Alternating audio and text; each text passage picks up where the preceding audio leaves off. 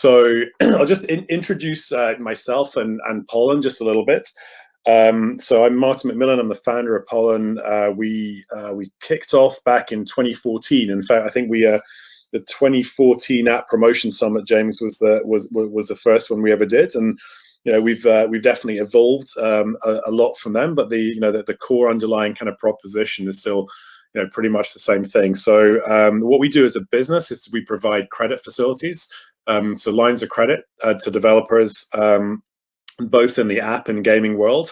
The primary kind of use of those credit facilities is to fund user acquisition in a very, very kind of efficient way. So one of the things we recognize the business in terms of helping app developers figure out their kind of metrics and financing strategies as well, is one of the things we invest a lot of time into is creating tools, calculators, etc., to improve the overall financial literacy of developers. The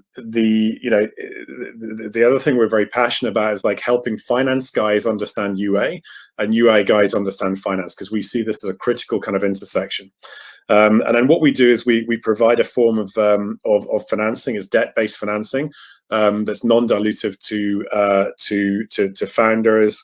So they are able to grow their businesses. I'm not saying without venture capital necessarily, but using potentially a lot less equity capital than they would otherwise need to. So the whole thing's around basically planning efficient growth strategies and using different forms of capital to achieve different purposes.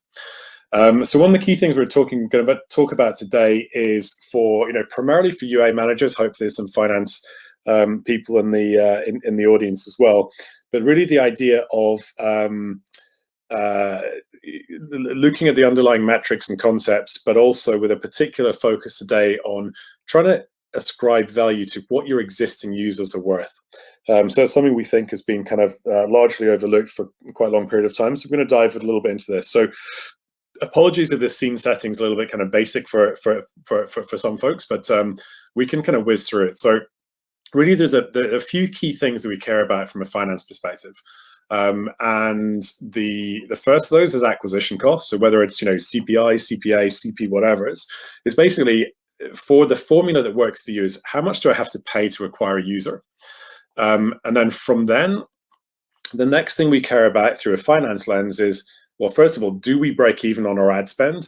And if so, when do we break even? So how many days or weeks or months does it take us to achieve 100% return on ad spend, or ROAS, on our Facebook or Google or whatever network you're using? And obviously this is like days to break even. So this is not cash flow, this is just P&L. And then lastly, like the third one of those is, what does that overall journey look like? So the journey to lifetime value. Lifetime value is not a number. It's a journey with various different points along the way. And really what we're asking there is, how much can I expect to earn from a user over time? And very importantly, how long does it take me to get there? Right. So lots of people talk about LTVs and ROAS metrics and so on, but fewer people are interested in the timings. And we're super interested in the timings because it can fundamentally affect the trajectory of your business.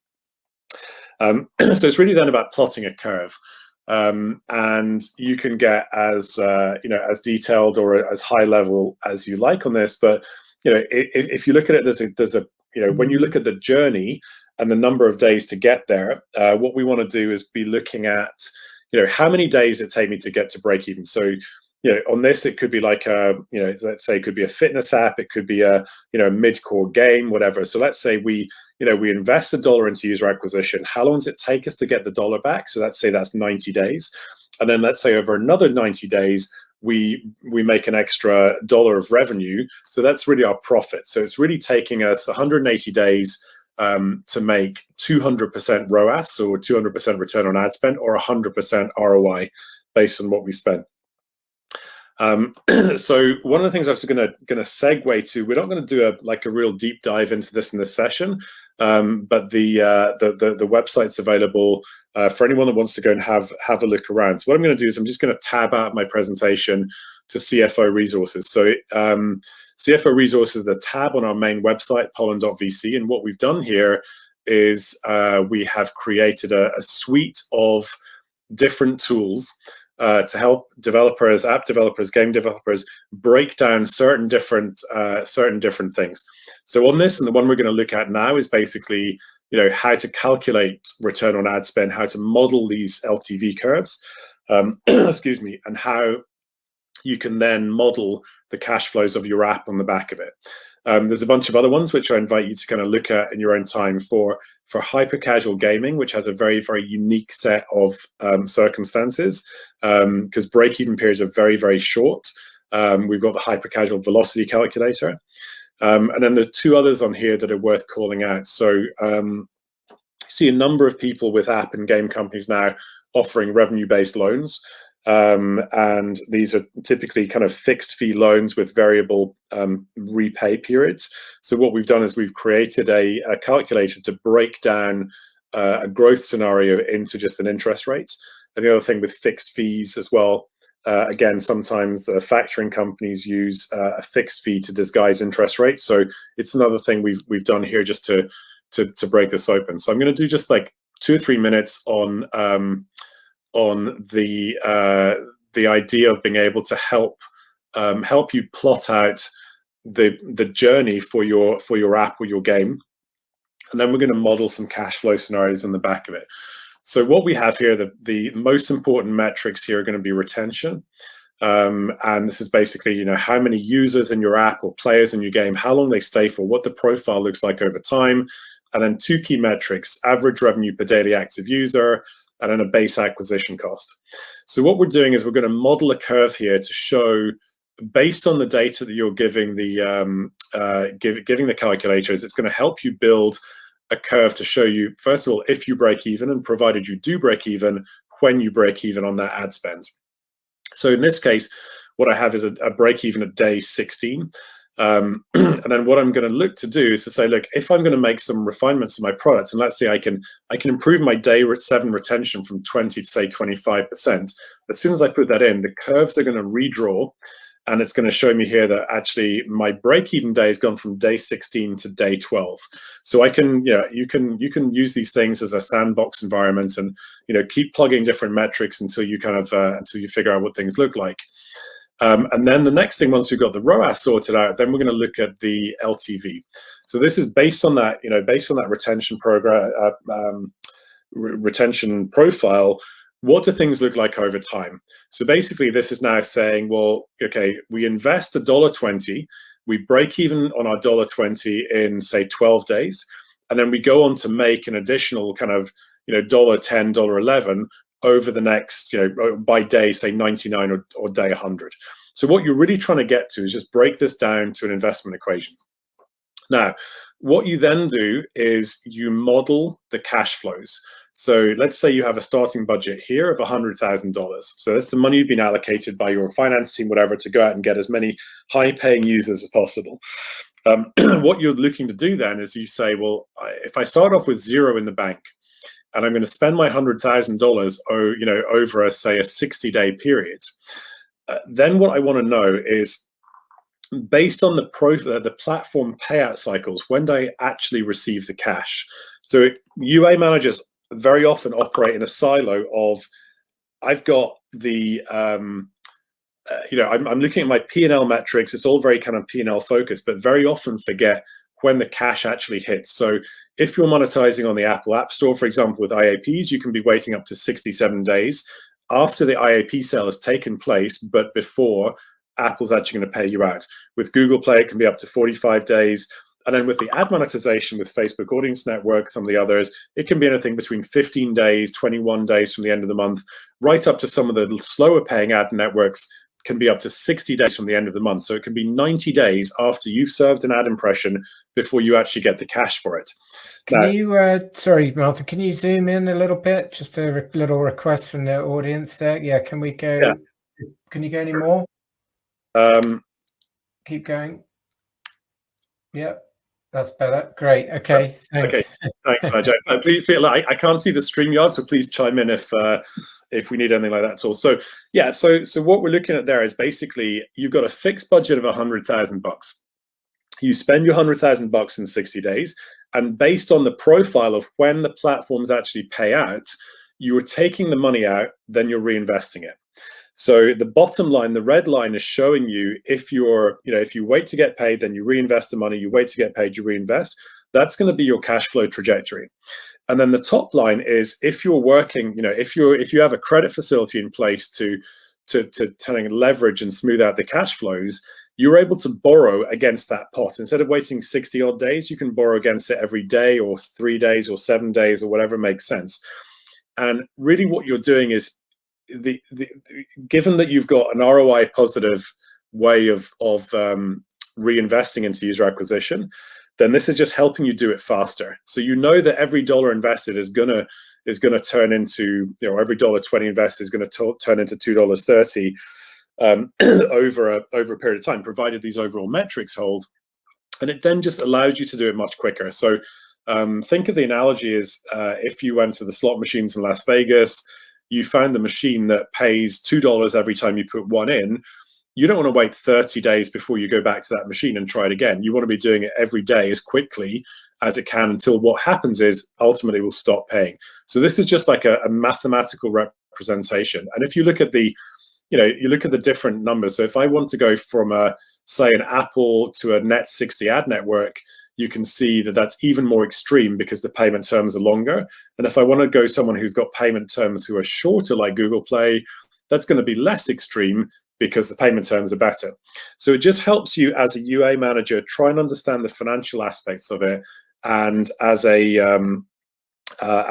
finance manager, you want to be spending time with your UA because we always see this as very much a shared problem.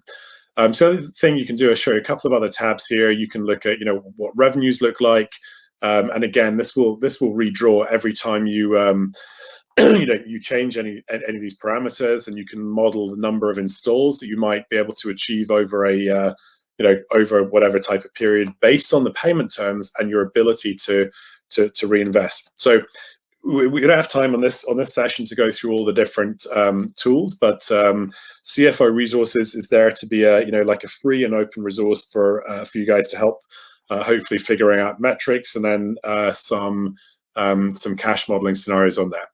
So one of the key things I wanted to talk about today was residual cohort value. Sounds a bit of a kind of a weirdy term, but this is something that's been on our minds for a while, when we've seen a lot of people say trying to effectively borrow more. So they've been able to, they look at their receivables or their AR, accounts receivable, and they're thinking, this is great. I want to borrow everything I can to reinvest quicker. So it means I don't have to raise equity capital, but I still believe there's more value trapped. And this is really very dependent on the genre of app or game you have. And we've developed some kind of methodologies and some tools to help sort of get your head around what value might be trapped within your existing user base. So if you look at this journey, so what we've done, we've got 3 different graphs here. So what we're modeling is a 180-day cohort, right? So you acquire a user and they have a fairly predictable spend pattern. It's a little bit quicker at first. It tails down over time, then it goes very flat. So you're calling the lifetime value, your cutoff is 180 days. Now, because you bought hundreds or maybe 1,000 or 10,000 or 100,000 users, that this payoff platform, this pattern is relatively predictable. So what we're going to look at is, given any stage cohort, this could be the one you acquired yesterday, the one you acquired 3 months ago, the one you acquired 6 months ago. What we want to do is just frame a bit of the thinking into what constitutes what these things are. So let's say we've got, we're 15 days here into a cohort. So the first 15 days of revenue has been accumulated on the App Store or the ad network, but it's not been paid out. So we're going to call that AR, and we're going to label it AR in this kind of this gold triangle here. The rest of it is what you expect that cohort to do over time. So it becomes an expected receivable. So this is a very, very new cohort that you've just acquired. Fast forward into someone that is, say, 60 days old. So here you've got, time is at day 60. So the last 60 days is has not converted into cash, but it's sitting there in the platforms about to be paid out. So that again is receivables. And then what you have is between day 60 and day 180, you've got this projected or expected receivables. You know that roughly if you keep spending in this rough pattern, you'll roughly get to the, you know, the $2 number, whatever it is, after a period of time. So the next thing I'm going to look at is a mature cohort. Excuse me. So this is the first 60 days of that cohort has already been banked by the developer. The middle 60 days is sitting trapped in the bank of, you know, Apple or Google or Facebook or AppLovin or Unity or whoever. And then the very last piece of that is your expected receivables. So if you think about all of the live cohorts that you've acquired, each one of those, whether it's a day old, a month old, a week old, a year old, has a combination of these three things in it. So what we want to do, the question we're asking here is like, if I were to press stop on all user acquisition today, I want to know a monetary amount or an estimate of what we think the residual value in all of these cohorts would be. So let's say, you know, no more UA from today, and then you have a tailing off base over weeks or months or potentially years. What's the value of that base? What's the area under the curve before the music stops and someone gets left without a chair, right? If you're playing musical chairs, that's really what we want to know. So it's basically like it's the expected residual value left in each of your cohorts until the point that you cut off the LTV. And then if you stack these on top of each other, that total area under the curve is the residual value. It's a monetary amount that you could argue that your cohorts are worth. The key assumption is all UA stops today. And there are two kind of fudgy factors. So obviously it doesn't include completely organic user growth, right? If you have, you know, 1,000 users a day that just discover you, nothing to do with paid UA, then, you know, that's fine. You need to find a different way of of valuing those users. But what it will include is the organic users that are directly tied to paid acquisition. So if for every 2 users you buy through Facebook ads, you get effectively 1 free through an organic, then those will obviously disappear. So you just need to be sanguine about, you know, what's included in that and what's not included. So to think about, like, why would you want to ask yourself this question? Why is this important stuff to consider? So think about it, first of all, like, you know, let's say you were looking at an M&A scenario. So someone wants to come and buy your app. And they, you know, you can look at monthly revenues and so on, but it's very easy to get confused with, you know, ongoing user acquisition spend, how long the LTV is, how much money is trapped in there. And unless you know how to do this, you could end up undervaluing your asset, because someone can be like, well, I'm just going to look at your at a profitability metric, and that's going to value your company on, which is just not the right way to do this for a company in a growth phase using paid UA. So what it would do, if you're ever in the position of negotiating the value of your business, then you want a more granular metric than just some kind of discounted cash flow against profitability. You need to find something that's really kind of granular to your business. At the same time, you need to remember that the first principle of value is something is worth what someone's prepared to pay for it. So what this methodology should do is to at least give you some defensible, financial metrics to do that from. So the next thing is the LTV duration. The longer you're able to project users continuing to spend, then the more value you can ascribe to your long tail. And that's a double-edged sword, right? So you really don't want to overestimate, because if you don't have the cohort data to support it, you're going to get crushed pretty quickly. But if you do, and let's say you have a match 3 game or a merge game or a social casino app or something like that, then you can those numbers, those residuals can be really quite substantial and way more than kind of short-term profitability metrics. The other thing is that if you're continually able to spend money on user acquisition, then you can unlock the value that's trapped in the residual as well as just the accounts receivable, and use that as an additional source of collateral to borrow against and to keep funding more user acquisition. And this is something we as a company did. So we had been, for a number of years, we've been lending just against accounts receivable. But when we figured out how to value this on a programmatic basis, we were able to increase the amount of capital that we were able to lend to developers. So it went from just your accounts receivable, and theoretically, if the residual's there to support it, you can get up to like 4 times or so your monthly revenues, provided there's enough residual cohort value trapped there. So the next thing we're going to talk about is just coming back to basics on the UA machine. And this is a concept we've been kind of refining over the last couple of years as we work with kind of more and more people. And it's really a very simple methodology. So UA we think of as just an investment equation. So we strip out all lots of the kind of product metrics and the app metrics, the game metrics, whatever, and we just look at it as if we were an investment manager. And if you can say, as a UA manager, I can invest $1 and I can return that, I can return my $1 in 60 days, and I can turn that into $2 in 180 days, or it could be 360, or it could be whatever the numbers are. We're trying to personalize that down, or help you personalize that down into an equation that works for your app or your game, is hopefully ROI positive, and is hopefully scalable. And then we're going to come back and we're going to ask 3 fundamental questions. First of all, and this is actually the hardest one to answer because most people just fall over at the first hurdle here. Do I have a UA machine? Do I have a process and a UA methodology that I can put capital into the machine and spit out more capital within a defined number of days in a relatively predictable and somewhat scalable way?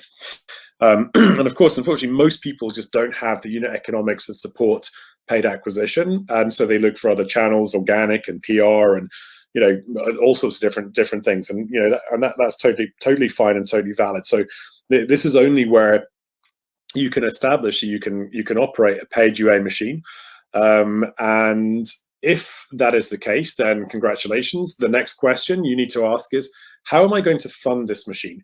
Where am I going to find all the capital possible to put into the machine for as long as it's still working and still delivering a return that I want to see? And that, again, is a joint problem between finance and user acquisition. This is not a UA manager just saying, oh, my budget is blah, I'm going to spend blah, and then my job is done. It's really not the way of thinking about it.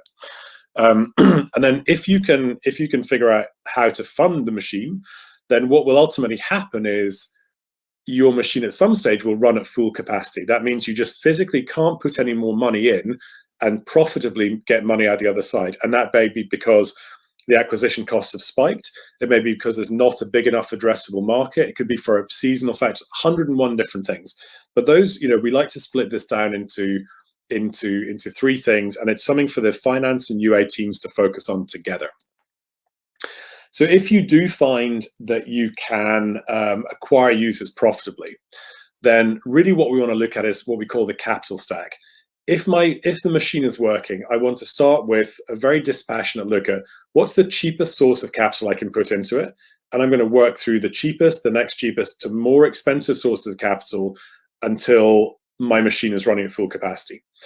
So to start with, if you're able to get a credit line from Facebook or Google or one of the other ad networks, you should absolutely take it. It's effectively free money, and it's an LTV risk transfer from you onto them that they're prepared to fund. So if you have a credit facility, you should use that. You should keep it maxed out the whole time as the very top of your stack.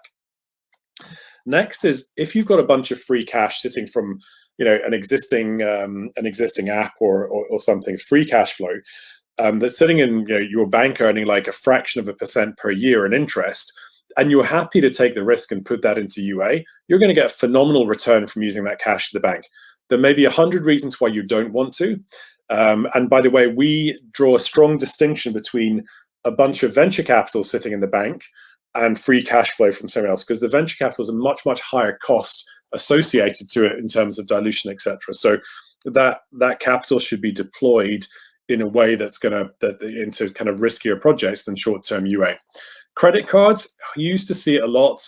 I think we see it less now with people juggling credit cards to try and max out the interest-free period before, paying it down. And then credit facilities, they're going to be a little bit more expensive. But again, if the machine is working and it's still very profitable, it's a much, much more efficient way to do it. And of course, right at the bottom, you've got the guys who, sadly, in 2021, we still see this, although not nearly as much as we did a few years ago. People going to raise venture capital to just shove into Facebook ads and Google ads. It's a really, needlessly dilutive reason to raise money. So the way to look at it as a UA manager or a finance manager is to break everything down to a monthly return. So let's say, you turn $1 into $1.60 over a 3-month period. You're making a 20% month-on-month return, and you can invest the dollar and make $1.20. The problem is you don't have the dollar. So if you have to borrow the dollar, and let's say, financing rates are a little bit less, but keep the number simple. Let's say it costs you 2% to borrow the dollar for a month. You can invest it. You can make 20. Your profit after the cost of financing is 18. So we always urge people to, compare the costs and returns on the same playing field on an interest rate basis, and then figure out, is this a good fit? If you made a 3% return on capital and the financing cost was 2, we would say don't do it. The numbers are too close to call. But fortunately, where you're able to make decent returns, most often the cost of capital becomes a rounding error into the overall kind of equation.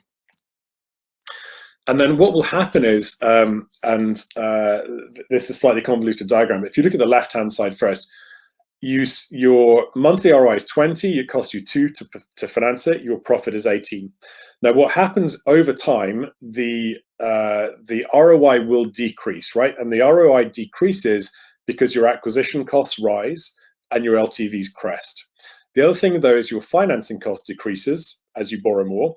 And so let's say you go from an ROI of 20 to 15%. You're paying less. You're saying 1.5% to finance that. You are still able to make a 13.5% return. So this could go from 10,000 users a month to 100,000 users a month. You're still able to generate very healthy profits. And we'd always advocate be very on top of the numbers and then focus on the profit. And then lastly, in the machine analogy, and this becomes something more just basic demand economics. How do you know when it's running at full capacity? So what you want to know is basically, if you look at your acquisition costs and what they're going to do over time. So contrary to kind of popular belief in terms of the more I buy, the cheaper it gets, because you're in an auction system and you're going after an increasingly small pool of people all the time, your acquisition costs are going to rise over time. Your LTV is going to crest over time. So let's say initially you start for the Uber fans of your very niche app, whatever. They're going to be the highest paying fans because they live and breathe what you do every day. As you go out in concentric circles, people are going to be somewhat interested, less interested, and so there's going to be a deterioration in terms of how much you're able to get from these customers over time. So what will happen is, and really the art form here, and I don't have too much to offer beyond just articulating what what you need to do as a good UA manager, is basically model the shape of these curves, right? You might find that for a niche app, they go very steep very quickly, and then for a very, very broad targeted, let's say like a hyper casual game, you might find these curves very, very flat. It's going to be totally different on your based on your own app's characteristics or games characteristics, and the thing that you need to do is obviously be consistently monitoring these things on a daily basis, because much as it'd be nice to think the numbers don't chop around, they're going to chop around every day. And it's really the job of the responsible UA manager to be super on top of this stuff, to be monitoring intraday moves the whole time.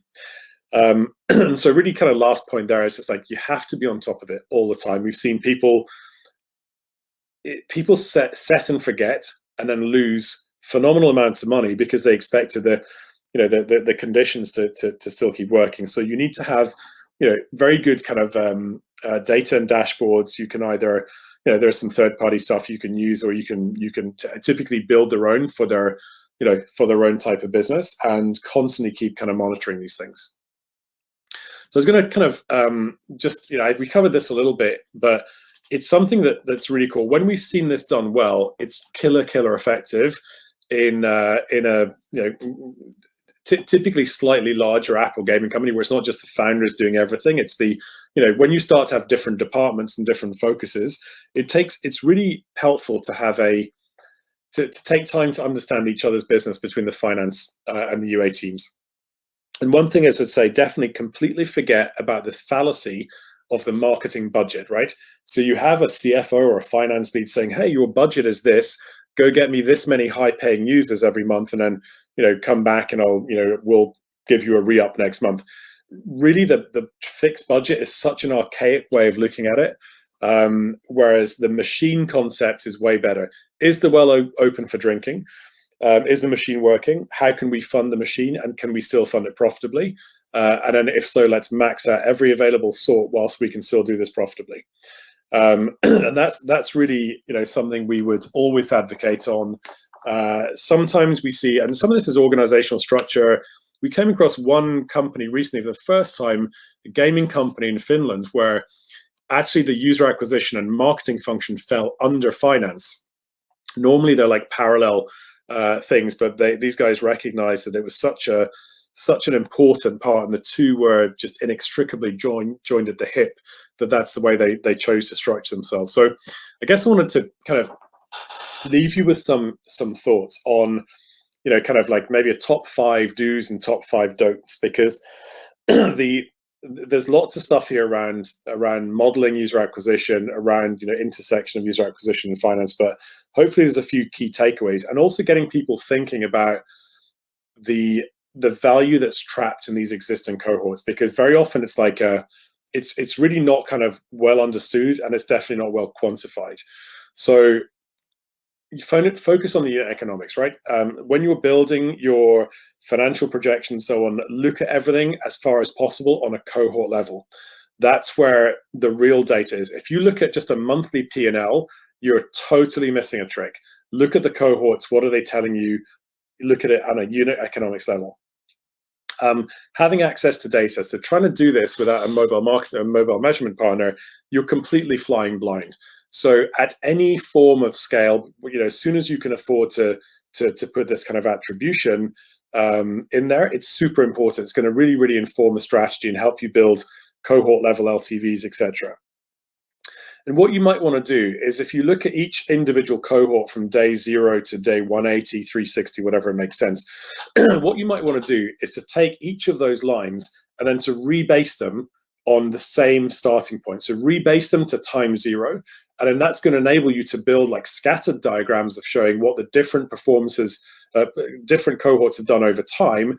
And then you can do a regression analysis to fit the curve to show basically what the best guess cohorts are going to look like. And obviously your inverse of that is basically you can start to estimate residual value in the whole residual value base. And then in terms of the other thing, it's like, again, think about cash as well as P&L. If you're seeking bigger user acquisition budgets because you're convinced this UA spend is working, figure it out together, and focus on cash, not just P&L, and then look at the different forms of capital available, look at the risk and reward profile of each of those forms of capital, and make informed decisions. So I'd go back to CFO resources, some of these tools, ask us questions, whatever, if we can be helpful in any of those discussions, and just don't focus on P&L, focus on the cash as well, because that's ultimately can be a huge constraint on growth. And then things not to do. I kind of said before, don't obsess about monthly profitability whilst you are in growth mode, caveat. If you're too focused on sort of monthly P&Ls, whatever, whilst you're trying to scale up using a paid UA strategy, you could end up making ill-informed decisions, because it's not the key driver of your business when you're using a paid UA strategy. If you understand your unit economics at a cohort level, that's really the thing to monitor. The other thing, and this is where we've seen people go wrong, particularly if you're looking at longer dated retention and the propensity to overestimate the value trapped in some of these, longer dated cohorts. If you overestimate your day 180 or day 90, 180, 360 retention by even a fraction, it can massively throw your models out. So you're better to undershoot rather than to overstate. If you overstate, you keep spending on money you think is profitable, you run out of money, and then you're caught high and dry.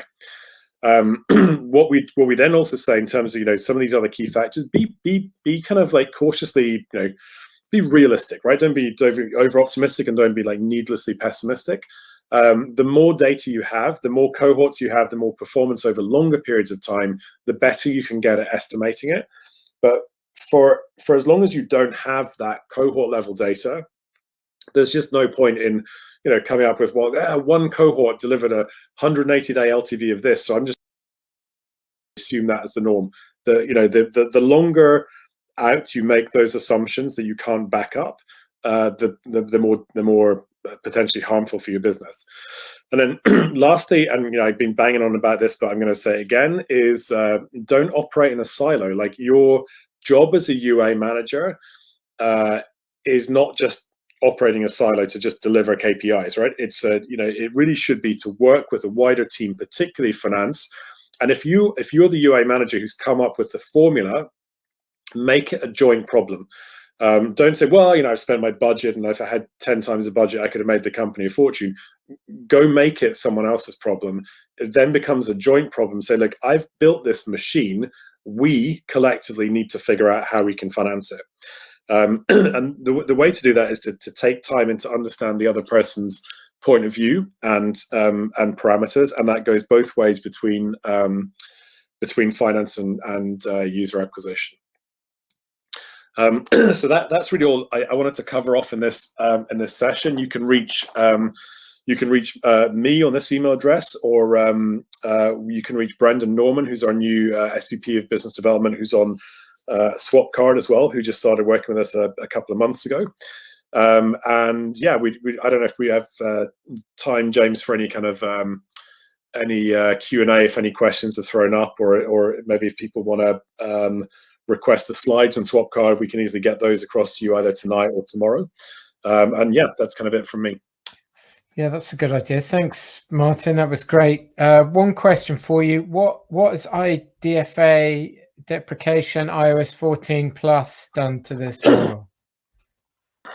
So for our own models, these are talking about cohorts you've already acquired. So if you have IAP monetization, then I don't think anything really changes. You've already bought the user; they're already working according to a kind of like a post-purchase platform.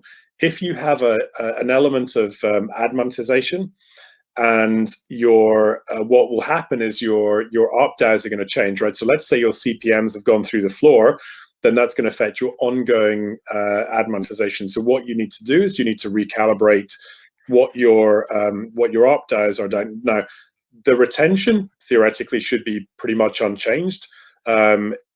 You may be making less from the ads you're serving in the app or the game, but it's just really a case of keeping on top of what's happening to CPMs.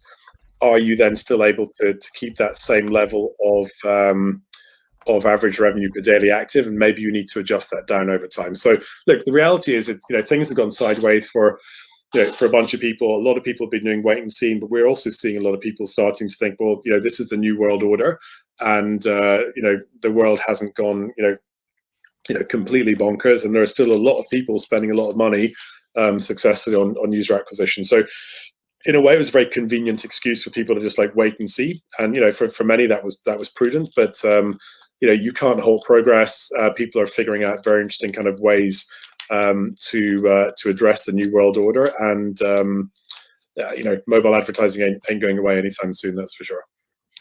So you would say you can still build a UA machine even with the current changes and disruption?